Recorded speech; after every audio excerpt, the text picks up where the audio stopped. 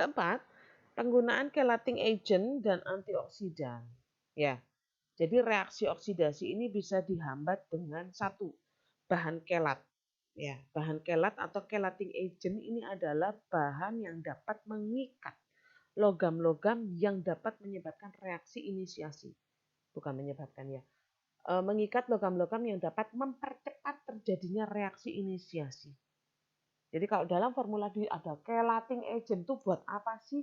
Berarti pada komposisi formula itu ada bahan-bahan yang beresiko untuk adanya logam-logam bebas di situ.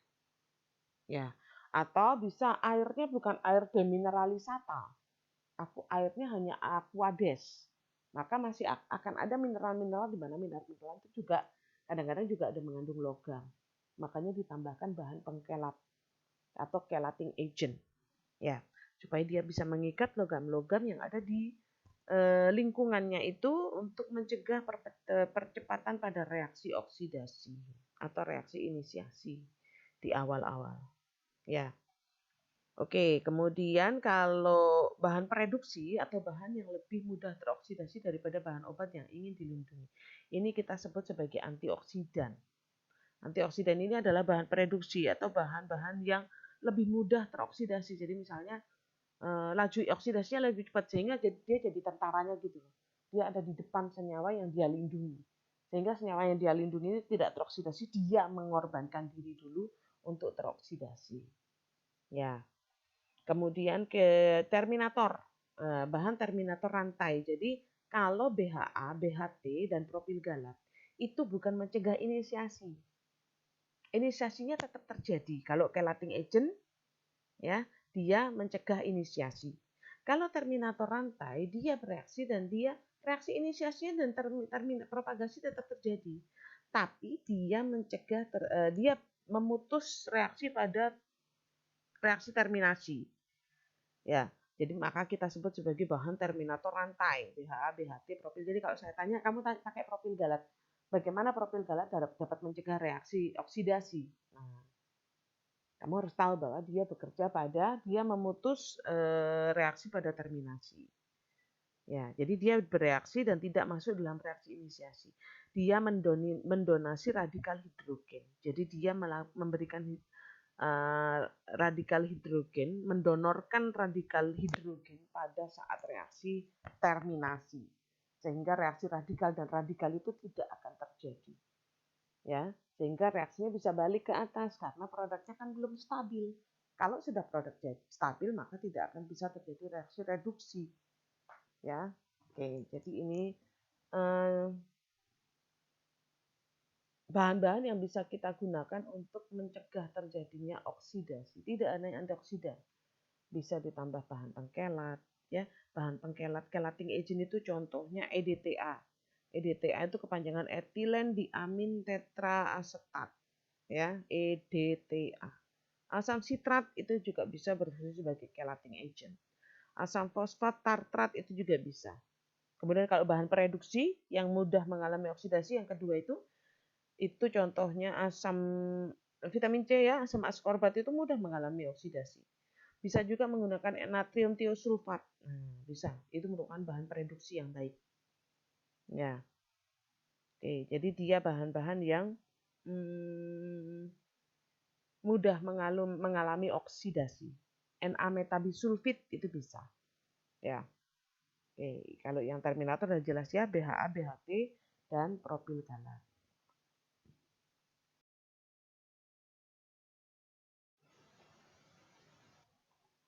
Oke, ini adalah cara kerja antioksidan. Antioksidan itu beda-beda ya. Jadi kalau kalian mempelajari tentang antioksidan lebih dalam lagi, dia ini tujuannya adalah memperlambat atau menghambat terjadinya reaksi oksidasi. Macam-macam, ada yang disebut sebagai antioksidan primer, ada yang disebut sekunder, ada yang antioksidan tersier. Ya, kalau antioksidan primer, dia ini mencegah pembentukan radikal bebas yang baru dengan cara memutus reaksi berantai itu tadi dan mengubah menjadi produk yang lebih stabil. Antioksidan primer ini, ya. Jadi itu merupakan reaksi yang ini, antioksidan menetralisir radikal bebas yang sebelah sudah terjadi. Ya. Kalau kelat tadi kan mencegah inisiasi, kalau antioksidan ini radikalnya sudah terbentuk, tapi dia menetralisir. Ya, contoh-contohnya adalah bisa kalau ini antioksidan primer ini umumnya dia merupakan ada yang endogenus, ya endogenus. Jadi sumber antioksidan itu ada dua, dari luar tubuh dan di dalam tubuh manusia. Kalau di luar tubuh manusia sebagai antioksidan eksogen, ya bisa alami, bisa sintetik buatan industri pabrik bisa. Kalau endogen itu antioksidan yang sudah ada di dalam tubuh manusia. Tubuh kita ini punya antioksidan, ya. Jadi kalau seperti glutathione dismutase, ya kalau kalian pernah dengar itu ya, di kuliah-kuliah yang lain dia merupakan antioksidan primer yang ada di dalam tubuh kita sendiri. Jadi dia merupakan perlindungan tubuh. Jadi tubuh kita itu sempurna. Sudah dilindungi dari reaksi oksidasi oleh Tuhan. Tapi kadang-kadang kitanya ini loh yang daplek ya. Jadi semua radikal itu kita masukkan melalui mulut, kemudian kita juga tidak sinar matahari juga tidak kita lindungi terhadap kulit kita, nah macam-macam dah ya. Oke, jadi pertama reaksi tadi antioksidan primer ya. Kemudian antioksidan sekunder. Antioksidan sekunder ini berfungsi untuk menangkap senyawa radikal, ya, dan mencegah terjadinya reaksi inisiasi, propagasi, terminasi. Jadi dia kompetisi caranya. Kalau yang tadi mencegah pembentukan radikal bebas baru dengan memutus reaksi berantai dan mengubah jadi produk yang lebih stabil, itu yang primer. Kalau yang sekunder ini menangkap senyawa radikal dan mencegah terjadinya reaksi berantai itu tadi. Jadi intinya kalau yang reaksi antioksidan sekunder ini kompetisi dia. Dia berkompetisi. Sorry, kalau yang primer tadi masih mencegah ya. Masih mencegah terjadi pembentukan radikal bebas. Jadi radikalnya belum terjadi. Dia bekerja, ya tadi saya salah. Antioksidan primer itu dia bekerja di reaksi inisiasi. Dia mencegah pembentukan radikal bebas baru. Kalau antioksidan sekunder, dia menangkap senyawa radikal yang sudah terbentuk dan mencegah terjadinya reaksi inisiasi, propagasi, terminasi. Ya, sekali lagi saya tekankan kalau primer dia mencegah, kuncinya dia adalah mencegah pembentukan radikal bebas dengan cara memutus reaksi berantai di inisiasinya yang atas, ya, sehingga dia mengubah produk lebih stabil untuk tidak mengalami oksidasi. Tapi kalau antioksidan sekunder, dia berfungsi untuk menangkap radikal bebas yang sudah terbentuk dan mencegah terjadinya reaksi berantai itu tadi. Ya, inisiasi kan jadi radikal. Nah, radikalnya inisiasi ini ditangkap sama antioksidan sekunder. Ya. Kemudian dia tidak mengalami reaksi oksidasi. Ya, jadi itu contohnya senyawa-senyawa yang eksogen ya, vitamin E, vitamin C, beta karoten itu bisa berfungsi sebagai antioksidan sekunder. Nah, kalau antioksidan tersier, nah ini kalau yang sekunder sama primer itu sama-sama ya antioksidan menetralisir radikal bebas. Kalau yang antioksidan tersier ini beda lagi. Reaksi oksidasinya sudah terjadi, radikal bebasnya sudah terjadi. Kerusakan selnya sudah terjadi. Yang di dalam itu radikal bebas merusak sel. Nah, kemudian ada yang smiley itu kan dia nangkap sel-sel yang rusak itu adalah antioksidan tersier. Ya. Jadi smiley-nya itu antioksidan. Radikalnya itu yang hitam-hitam bintang-bintang hitam itu ya. Ya, jadi antioksidan tersier ini berfungsi untuk memperbaiki kerusakan sel dan jari, itu merupakan antioksidan yang dia makan radikal yang bintang-bintang itu tadi.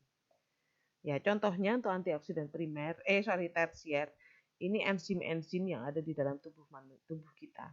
Ya, enzim metionin itu juga bisa. Pokoknya enzim-enzim ini bisa memperbaiki kerusakan sel atau DNA pada inti sel. Kalau memang radikalnya itu masuk ke inti sel, itu ada gambar inti sel. Kalau ada radikal yang masuk itu ya, si antioksidan tersier ini akan memperbaiki kerusakan sel yang disebabkan oleh radikal bebasnya itu. Ya, jadi kalau ditanya kamu pakai antioksidan apa? A misalnya, atau suatu senyawa memiliki kandungan antioksidan. Kalau saya tanya, itu reaksinya dia merupakan antioksidan primer, sekunder, atau tersier? Kalian harus tahu. Ya, kalau primer clue-nya adalah dia mencegah terjadinya radikal bebas dengan cara dia mengganggu di reaksi inisiasi. Kalau sekunder, dia berfungsi menangkap radikal bebas sehingga menghentikan reaksi berantai pada oksidasi. Inisiasi, propagasi, terminasinya itu diganggu. Ya, sekali lagi saya mohon maaf tadi di awal saya salah menjelaskan primer. Ya, jadi primer itu tidak pada reaksi berantainya, tapi dia pada reaksi inisiasinya. Kalau yang menangkap radikal itu sekunder. Ya, jangan kebalik ya. Oke.